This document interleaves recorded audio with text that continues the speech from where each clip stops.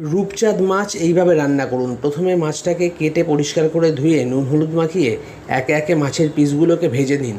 মাছ ভাজা হয়ে গেলে সেই তেলেই অল্প একটু গোটা জিরে ও পেঁয়াজ কুচিগুলোকে দিয়ে একটু নেড়েচেড়ে পেঁয়াজগুলোকে ভেজে নিয়ে কেটে রাখা গাঁটি কচু ও আলুগুলোকে দিয়ে ভালো করে একটু নেড়েচেড়ে ভেজে মিনিট তিনেকের জন্য ঢাকনা দিয়ে দিন। কচু ও আলু অল্প একটু ভেজে নিয়ে টমেটো কুচি অ্যাড করে 1-2 মিনিট ভাজতে সময় দিন। অন্যদিকে আমি একটা মশলা তৈরি করে নিচ্ছি। আদা রসুন কাঁচা লঙ্কা পেস্ট 2 চামচ, হাফ চামচ হলুদ, স্বাদ মতো নুন, হাফ চামচ কাশ্মীরি লঙ্কার গুঁড়ো, স্বাদ মতো চিনি, হাফ চামচ জিরে গুঁড়ো ও হাফ চামচ ধনে গুঁড়ো ও সামান্য একটু মিক্সি দেওয়া জল এই মশলার সঙ্গে অ্যাড করে আমি এগুলোকে কষতে থাকবো। মশলাগুলোকে ঠিকঠাক কষে নিয়ে আমি 1.5 গ্লাস গরম জল অ্যাড করে আলু কুচুগুলোকে সেদ্ধ করব। আলু ও কচু সেদ্ধ হয়ে গেছে, ঝোলটাও একটু কমে গেছে। এবার আমি ভেজে রাখা মাছগুলোকে দিয়ে হালকা হাতে একটু নেড়েচেড়ে ঘরে তৈরি রাখা এঁচোড় ও আমের আচার 2 চামচ দিয়ে খুব আলতো করে একটু মিক্সড করে নেবো সবগুলো একসাথে।